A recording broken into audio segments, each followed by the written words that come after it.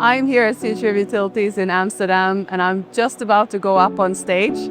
I'll share some learnings from the Nordic market, where energy retailers actually manage to be profitable and growing at the same time, despite operating in one of the most competitive regions in the whole world. So join me up on stage.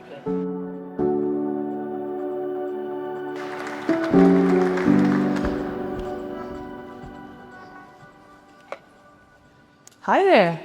It's such a pleasure to be here. This is actually my first time at Future of Utilities because I'm actually relatively new in the energy industry. And I must say it's been such a great event so far. Great organization, great venue, really cool. But of course, most importantly, very good conversations and connections built here already. I joined UtilityCloud and actually the energy sector last year with the mission to bring the company's very innovative software solutions within billing and settlement to the global stage, including obviously our home turf, Scandinavia. And today I'll share some learnings from the Nordic markets and sort of the dynamics that we are seeing up there. Because it's unique in the sense that many suppliers in this region manage to run profitable businesses despite being active in one of the most competitive regions in the world. And they also manage to actually drive growth at the same time. As you all probably know, many energy retailers are suffering from squeezed margins at the moment. And it doesn't matter if they're in electricity retail, district heating, or EV charging. They see their margins evaporate, simply. And there are a few different reasons for that. And I'm sure also if you notice it in your own wallet as a consumer. First of all, deregulation is pushing unbundling of grid and retail in most markets. If it hasn't already happened in your home market, it is coming. Data hubs are being rolled out. Of course, Scandinavia is leading the way. Continental Europe is not really there yet, but again, also coming. Smart meters are being rolled out. I mean, we heard about that from the previous presentation. 15-minute settlement and so much more coming.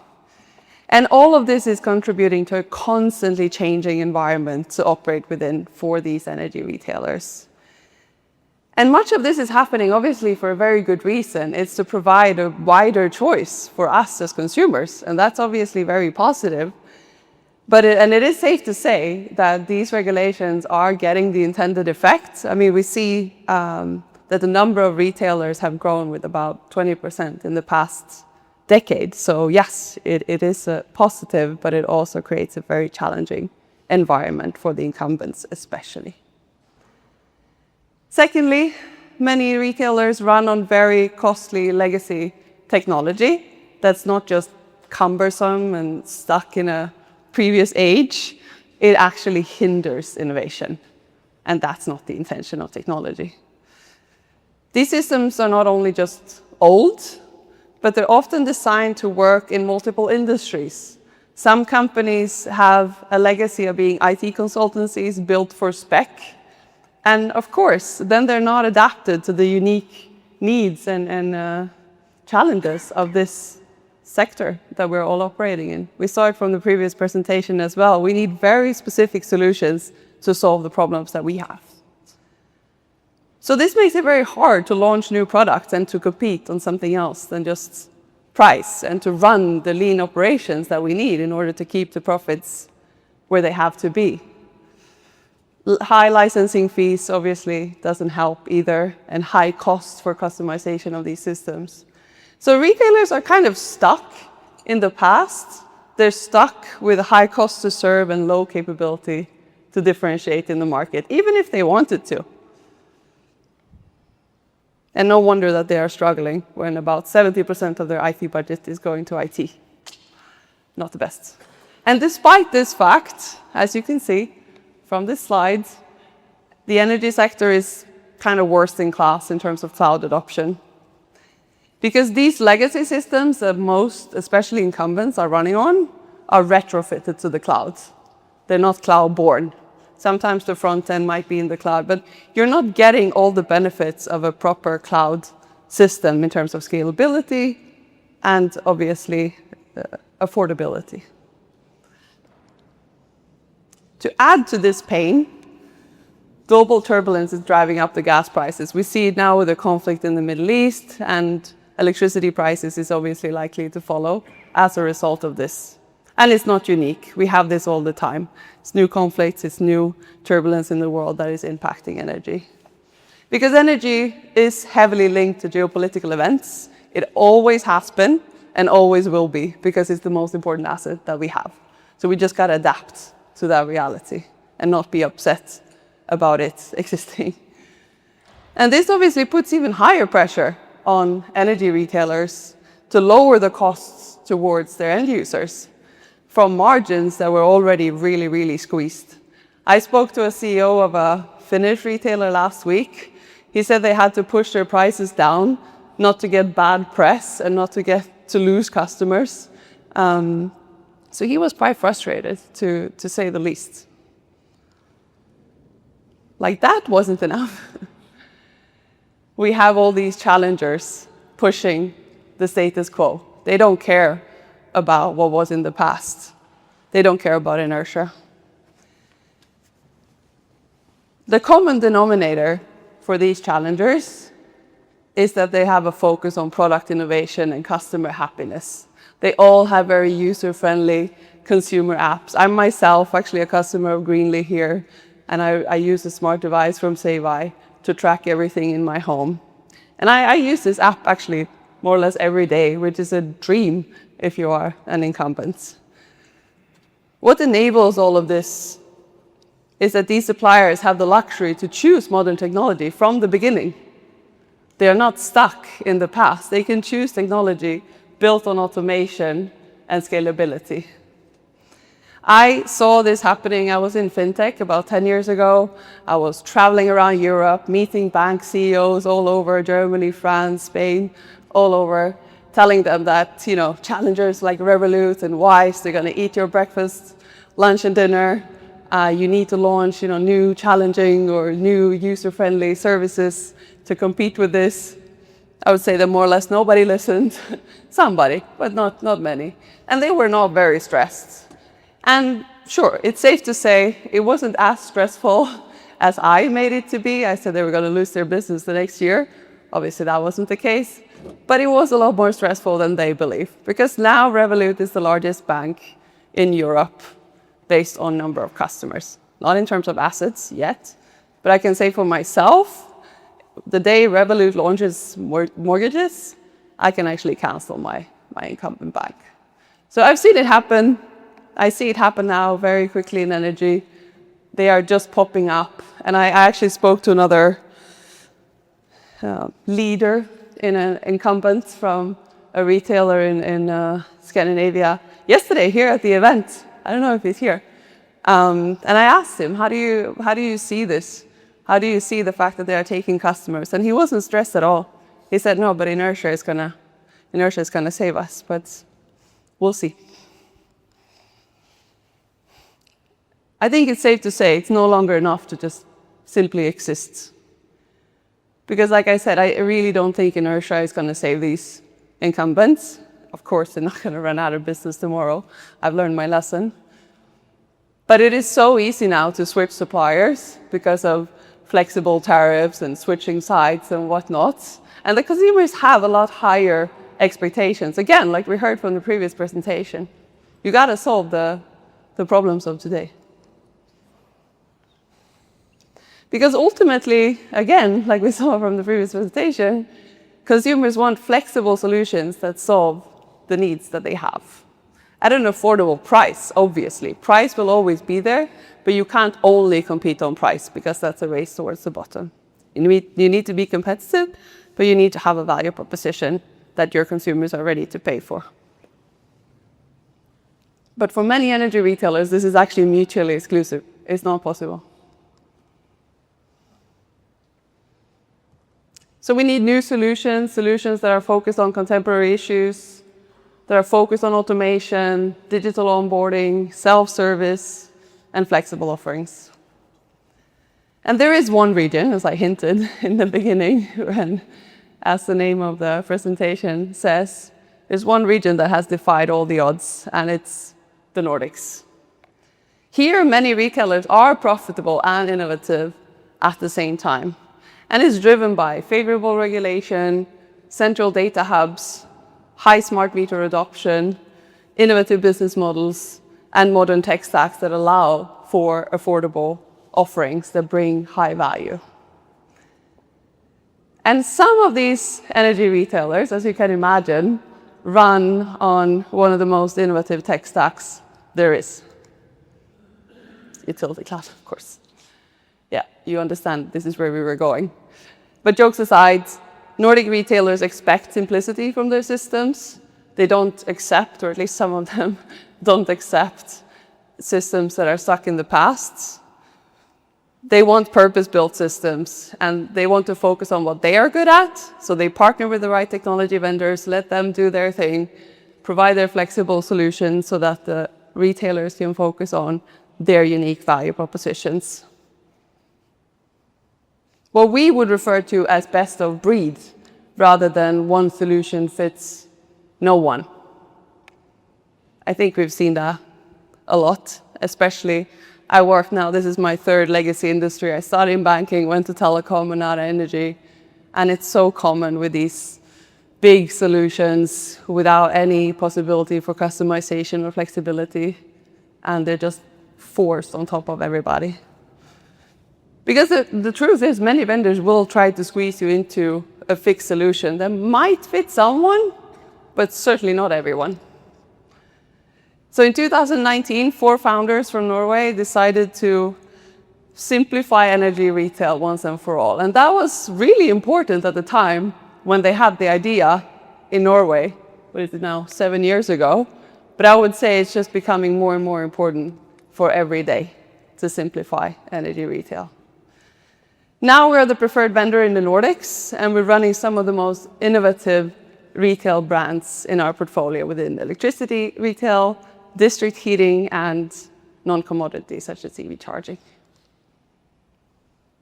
Of course, based on true SaaS pricing, it's actually a SaaS platform, believe it or not. No arbitrary invoices sent out on a frequent basis for consultancy services that you have no idea what they are, that can drive up the total cost to serve with about 100% a month, and you have no idea why. And as we've seen, old platforms can solve old solutions, but we face contemporary challenges every day. We fixed the challenges 7 years ago, we're fixing the challenges today, and we're preparing to fix whatever is coming next. Born in the cloud, third-party agnostic, modular and event-driven architecture, open APIs, truly open APIs, that we consume ourselves as well.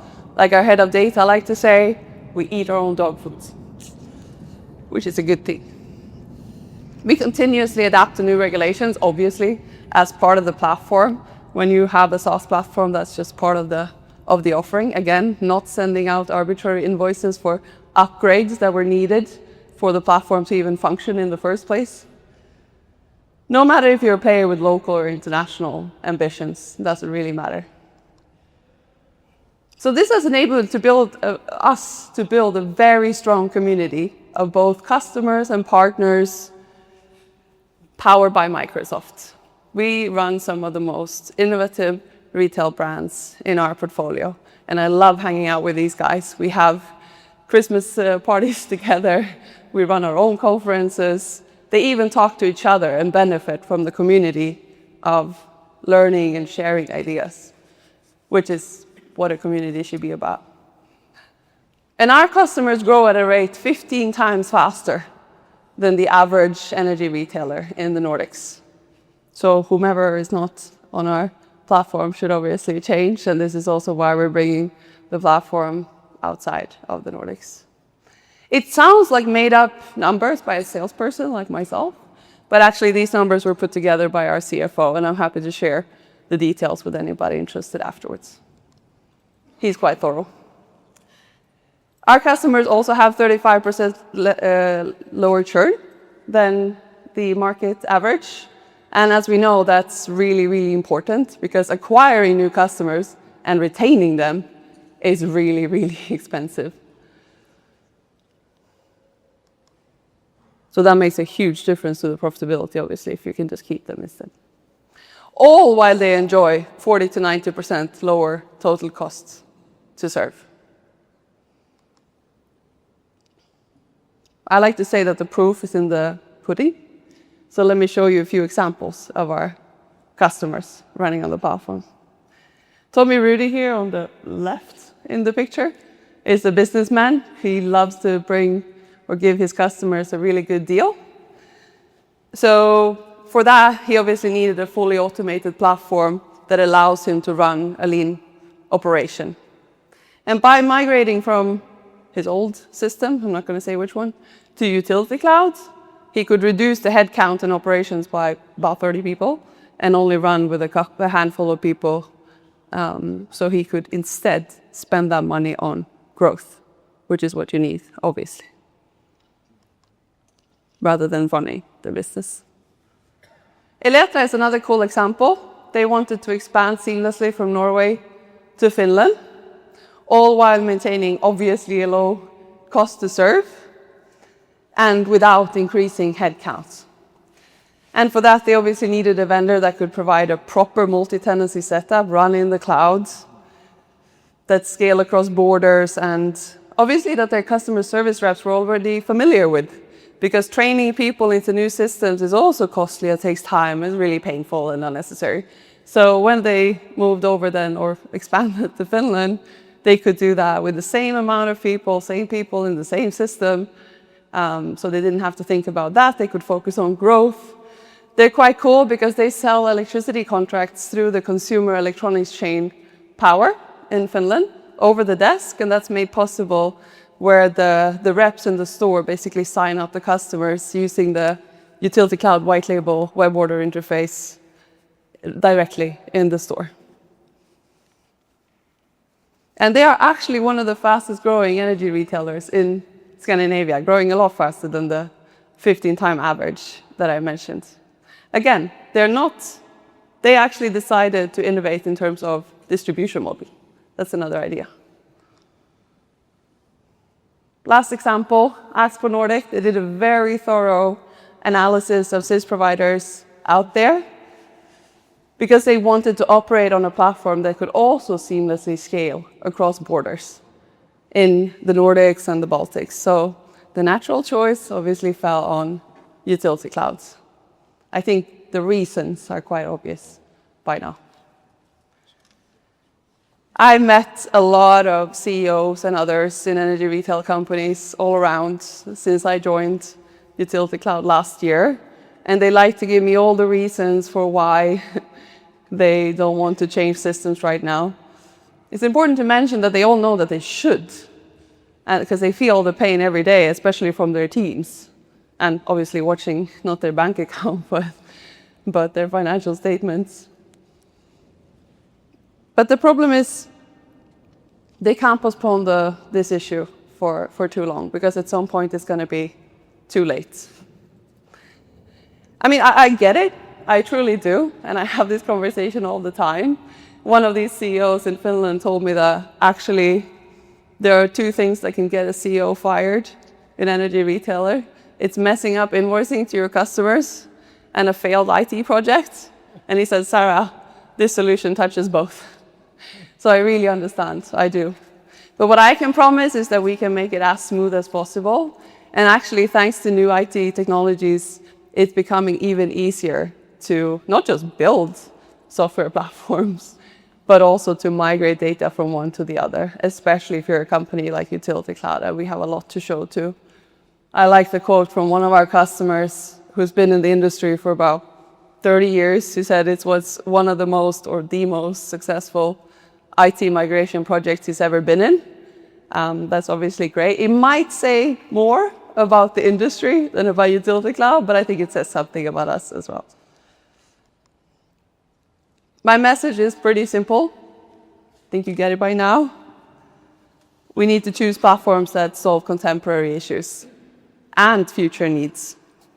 So you can stay profitable and innovative at the same time. Again, inertia will save you for a little while.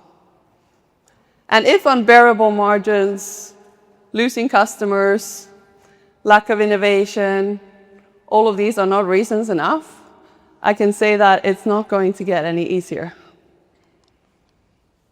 The EU is moving towards one playing field. So if you think competition is tough now with all these local challengers in different markets popping up, it's nothing compared to how it will be going forward. The only thing we know about the future is that we don't know anything, right?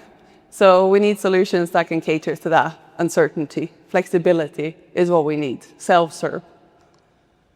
Regulation will change. It always has changed in energy.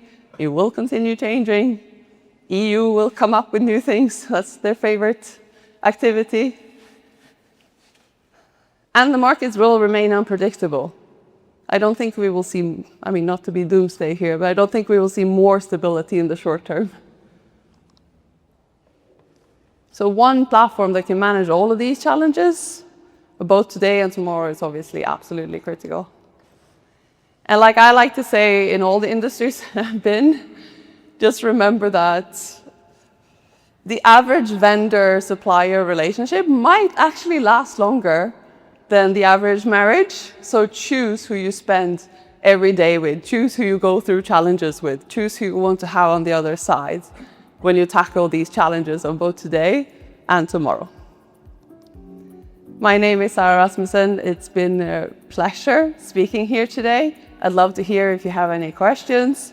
I'm quite active on LinkedIn. I love to debate with other like-minded or non-like-minded people, even more fun.